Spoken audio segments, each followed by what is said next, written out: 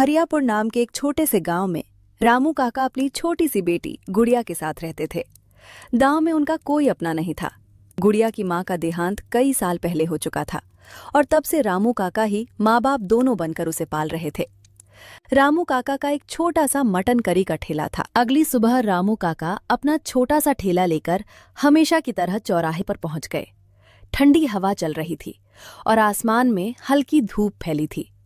रामू काका मन ही मन सोच रहे थे, हे भगवान, अगर आज 2-3 प्लेट मटन करी बिक जाए तो घर का खर्चा चल जाएगा। गुड़िया की किताबें भी लेनी है। तभी एक दुबला पतला फटे कपड़ों में लिपटा छोटा बच्चा उनके ठेले के पास आया। काका, मुझे बहुत ज्यादा भूख लगी है, क्या आप मुझे मटन करी खिला सकते हो? पैसे अभी नहीं हैं। रामू काका ने उसकी हालत देखी, दिल भर आया। उन्हें अपनी ही गुड़िया याद आ गई। अरे बेटा, क्यों नहीं, खाना भूखों का हक है। ये ले, गर्मा गर्म एक प्लेट। वो पूरी प्लेट चुपचाप खा गया और बोला, धन्यवाद काका, भगवान आपको बहुत खुश रखे। कुछ देर बाद दूसरे गांव से एक आदमी आया, लखन। उसके कपड़ों और चाल ढाल से लगता था कि वो थोड़ा संपन्न है। अरे काका, इस उम्र में भी ठेला लगाए हुए हो? क्या बताऊं बेटा, घर में बैठे बैठे मन नहीं लगता, ऊपर से कमाने वाला भी और कोई नहीं। एक ही बेटी है मेरी गुड़िया, बस रोज 2-3 प्लेट बिक जाती हैं तो गुजारा हो जाता है, और मुझे चाहिए भी क्या। सही बात है काका, चलिए मेरे लिए भी एक प्लेट लगा दीजिए। रामू काका ने तुरंत एक प्लेट गर्मा गर्म करी परोसी। लखन ने पहला ही कौर खाया तो उसकी आंखें चमक उठीं। अरे वाह काका, ऐसा मटन तो मैंने आज तक नहीं खाया, ये तो कमाल का स्वाद है। अरे बेटा, ये सब गांव की मिट्टी का स्वाद है। काका, आप मेरे साथ मेरे गांव चलिए, मैं आपको आधे पर रख लूंगा। जितनी कमाई होगी आधी आपकी आधी मेरी, खूब चलेगा आपका स्वाद वहां। नहीं बेटा, मेरा मन बस इसी गांव में लगता है, मैं कहीं और नहीं जाना चाहता। काका, आपका मन लगता है ये बात सही है, लेकिन आपकी बेटी भी तो है, उसकी शादी, उसका भविष्य, क्या ये 2-3 प्लेट बेचकर उसकी जिंदगी बन पाएगी? रामू काका चुप पड़ गए। लखन की बात दिल में उतरती चली गई। बात तो तू ठीक कह रहा है बेटा। ठीक है, मैं कल से तुम्हारे गांव आ जाऊंगा। लखन चला गया। रामू काका जब घर पहुंचे तो देखा कि गुड़िया चूल्हे के पास बैठी आग जला रही थी। अरे बेटा, बाहर तो बहुत ठंड है, अच्छा किया तूने आग जला ली। हाँ पिताजी, मैं आपका इंतजार कर रही थी, आप देर क्यों कर दिए? बेटा, हमें कल से दूसरे गांव जाना है। पर क्यों पिताजी, हम अपने गांव में ही ठीक थे, क्या हम इस गांव में नहीं रह सकते? नहीं मेरी गुड़िया, बात रहने की नहीं है, बात तेरे भविष्य की है। भविष्य? पिताजी, हम यहाँ भी खुश हैं, आप क्यों परेशान होते हो? देख बेटा, एक लड़का आया था, लखन। वो दूसरे गांव में एक बड़ा होटल चलाता है। उसने मुझे काम पर रख लेने का वादा किया है, अच्छी कमाई होगी। पिताजी, मुझे आपकी खुशियों से बढ़कर कुछ नहीं, जहां आप रहोगे वही मेरा घर है। गुड़िया और रामू काका दोनों गांव छोड़कर दूसरा गांव आजता है। अरे रामू काका, आप आ ही गए, चलिए अच्छा हुआ समय पर पहुंच गए। हाँ बेटा, जैसा कहा था वैसा ही सुबह सुबह निकल पड़े। बहुत बढ़िया। काका, जल्दी से काम पर लग जाइए, आज भीड़ बहुत होगी और इराक भैया कभी भी आते ही होंगे। आप मटन करी बनाना शुरू कर दीजिए। तभी लखन ने गुड़िया की ओर देखा। और बेटी, तुम जरा मेरे घर चली जाओ, जहां भी पूछोगी लखन भैया का घर सब बता देंगे, बड़े आराम से पहुंच जाओगी। वहां भाभी भी है, वे तुम्हें खाना वाना दे देंगी। पिताजी, मैं अकेली कैसे जाऊं? डर मत बेटा, लखन बेटा बुरा नहीं है, उसके घर जा, भाभी से मिलना, बहुत अच्छे रिलेटेड है। रामू काका ने जैसे ही कढ़ाई में मसाले डाले, खुशबू पूरे होटल में फैल गई। थोड़ी ही देर में पहला ग्राहक तेजी से आया। अरे लखन भैया, ये चाचा को कहां से पकड़ लाए? खुशबू तो ऐसी आ रही है जैसे कहीं दरबार में पक रहा हो। चलो जल्दी से एक प्लेट मटन लगा दो। रामू काका ने फुर्ती से प्लेट तैयार की, करी गर्मा गर्म चावल पर डाली और ग्राहक को बढ़ा दी। अरे वाह काका, ऐसा मटन तो मैंने जिंदगी में कभी नहीं खाया। मुंह में जाते ही पिघल रहा है। ये तो कमाल है। मैंने कहा था ना, काका का हाथ नहीं, जादू है जादू। काका, अब से मैं रोज यहीं खाऊंगा। लखन भैया, आधी दुकान इनको ही दे दो। ग्राहक हाथ जोड़कर बोला। काका, अब से मैं रोज यहीं खाऊंगा लखन भैया, आधी दुकान इनको ही दे दो। धीरे धीरे और लोग भी खुशबू के पीछे पीछे आने लगे। अरे भाई, क्या महक आ रही है, एक प्लेट मेरे लिए भी लगाओ। शाम होते होते कड़ाही लगभग खाली हो चुकी थी। आज का दिन उनके लिए उम्मीद और नई शुरुआत बनकर आया था। दोनों घर चले गए। बेटा लखन, आज की कमाई तो बहुत ही बढ़िया हो गई। ला, मेरे आधे पैसे निकाल दे। वही बात जो तूने कही थी, आधा आधा। ये सुनकर लखन का चेहरा एक पल के लिए उतर गया।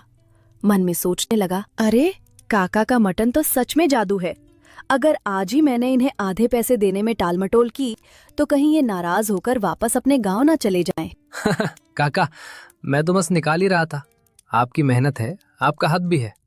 वो पैसे गिनने लगा, पर उसके हाथ में हल्की कंपकपी थी। भगवान तेरा भला करे बेटा।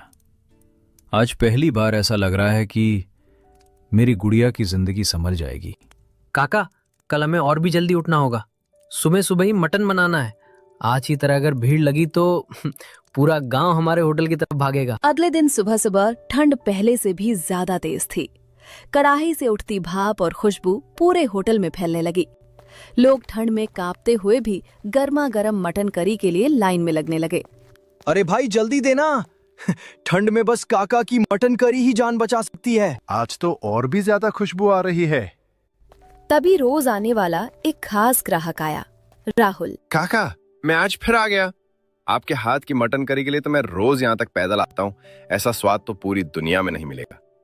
अरे बेटा, तू रोज इतना दूर से आता है, मुझे तो शर्म आ जाती है। भगवान तेरा भला करे। काका, आपका खाना मेरे लिए दवा जैसा है। ठंड में आपका गरम मटन, वाह। लखन भैया, आपने बड़ा अच्छा फैसला किया इन्हें लाके। ये सुनकर लखन के चेहरे पर हल्की तकरार की झलक आ गई। अंदर ही अंदर वो बुरी तरह जल उठा। हर कोई बस काका काका करता है। अरे दुकान किसकी है, नाम किसका है, मुनाफा किसका होना चाहिए। अब तो मैंने मटन करी बनाना सीख भी लिया है, फिर इस बूढ़े को रखने की क्या जरूरत।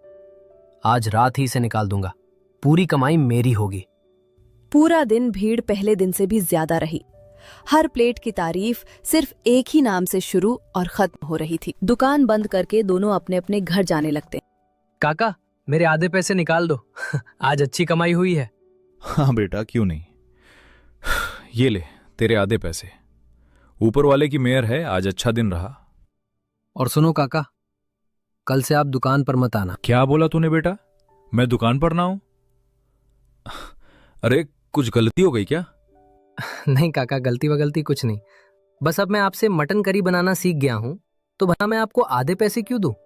अब से दुकान में अकेला ही चलाऊंगा। लेकिन बेटा, तू मुझे मेरे गांव से यही कहकर लाया था कि आधे पैसे तेरे आधे मेरे, हम साथ मिलकर मेहनत करेंगे। हाँ काका, लाया था, लेकिन अब मेरा मन नहीं है। आप अपना गांव वापस चले जाइए, मुझे अब किसी की जरूरत नहीं। बस बहुत हो गया। आप दोनों कल से यहां मत दिखना। दुकान मेरी है, मेहनत मेरी है, और अब कमाई भी मेरी होगी। ठीक है बेटा, तेरे मन में अगर लालच आ गया है तो मैं क्या कर सकता हूं।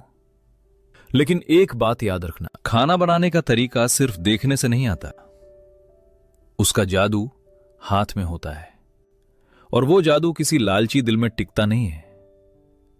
ताका अपने फटे बैग को कंधे पर टांगते हैं और धीरे धीरे अंधेरा होते रास्ते पर चल पड़ते हैं। अगले दिन सुबह लखन बड़े जोश में दुकान खोलता है। उसके चेहरे पर एक तिरछी मुस्कान होती है। आज देखना, लोग मेरी बनाई मटन करी के भी दीवाने हो जाएंगे। काका समझते क्या थे, अपने हाथ का जादू। कुछ देर में पहला ग्राहक आता है। अरे लखन भैया, एक दमदार मटन करी दे दो, ठंड में गर्मा गर्म मजा आ जाएगा। गिरा पहला निवाला मुंह में डालता है और उसका चेहरा तुरंत बिगड़ जाता है। अरे ये क्या है, ये मटन करी है या उबला हुआ पानी? स्वाद कहाँ है, मसाला कहाँ है, मटन कच्चा क्यों लग रहा है? लखन एक पल को हक्का बक्का रह जाता है। क्या बोल रहे हो भाई, जैसे रोज बनती थी वैसे ही बनाई है। नहीं बत करो, ये तो बिल्कुल खराब है। मैं तो खत्म भी नहीं कर पा रहा। इतने में सुनील तेजी से आता है, हाथ रगड़ता हुआ, ठंड से जूझते हुए। लखन भाई जल्दी से एक प्लेट मटन करी लगा दो, ठंड में कुछ गरम खा लो। और काका कहाँ है? दिख नहीं रहे 2 दिन से। लखन बिना जवाब दिए प्लेट रख देता है।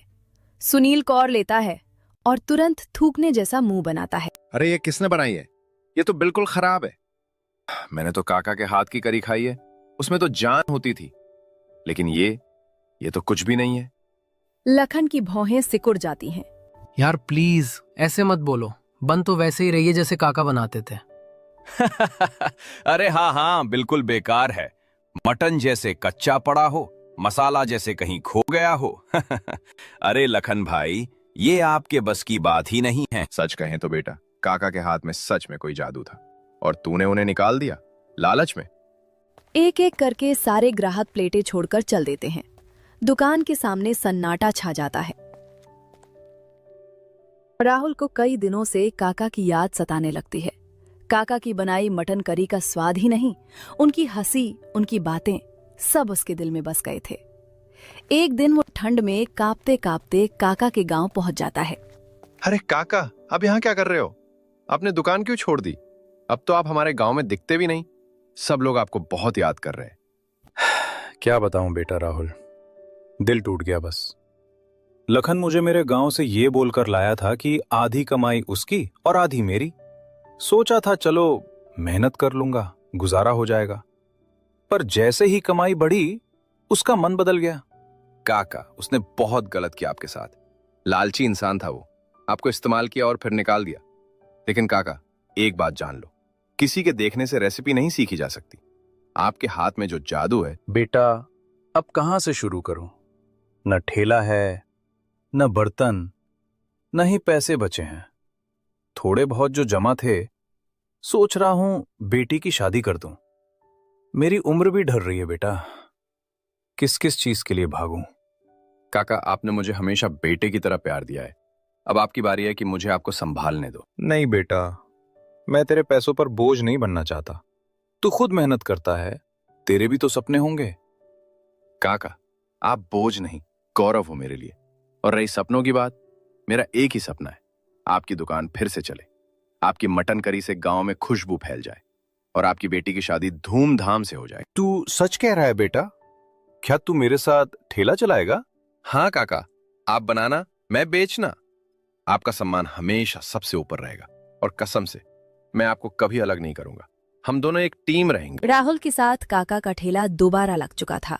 सुबह सुबह गांव की गलियों में मसालों और देसी घी की खुशबू फैलने लगी थी।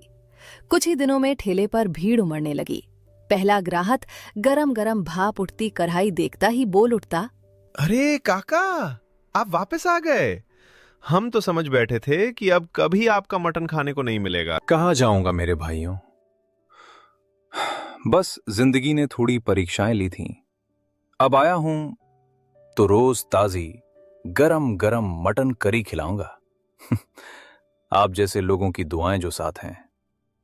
ग्राहक पहला निवाला खाते ही तालियां बजा देता है। अरे वाह काका, ये तो वही पुराना जादुई स्वाद। कदम जबरदस्त। आपके हाथ का मटन तो दिल में उतर जाता है। कई महीनों से दुकान बहुत अच्छा चल रहा था।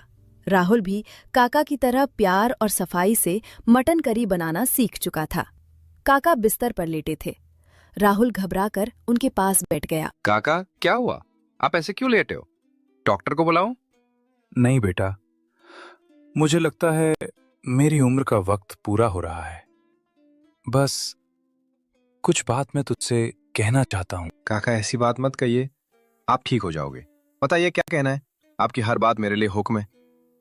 राहुल, तेरे ऊपर एक जिम्मेदारी छोड़कर जा रहा हूं। मेरी गुड़िया, मेरी बेटी, इस दुनिया में उसका कोई नहीं बचा मेरे बाद। पिताजी, आप हमें छोड़कर मत जाइए, हम अकेले कैसे रहेंगे? बेटी, हर इंसान को एक दिन जाना होता है। मेरी चिंता सिर्फ तेरी जिंदगी की है। राहुल जैसा लड़का मैंने बहुत कम देखा है, सीधा, मेहनती और दिल का साफ। राहुल बेटा, अगर तुझे मंजूर हो तो तू मेरी बेटी का साथ निभाना। मुझे सुकून मिलेगा कि वो अच्छे हाथों में है। काका, ये तो मेरे लिए सम्मान की बात होगी।